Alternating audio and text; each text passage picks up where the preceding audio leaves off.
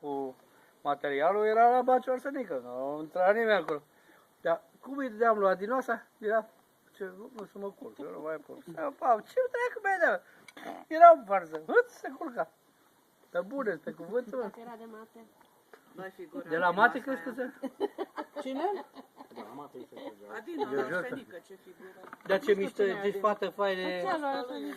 Care din ele? Adina, mă. Una dintre Să nu ele. știi pe Adina? Profa de matematică. Nu știi pe Adina, da? Bă, serioasă, e o așa, femeie extraordinară de mine. Bă, chestiile băi, o noastre de femeie de E șteaptă. actuala ta nevastă? A treia. Ultima, a treia.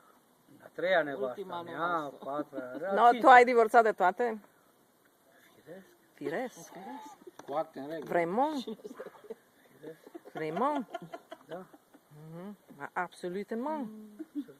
Dar el a început de tânăr. Filmezi? Filmezi? El cum a terminat liceu, s-a însurat, a divorțat.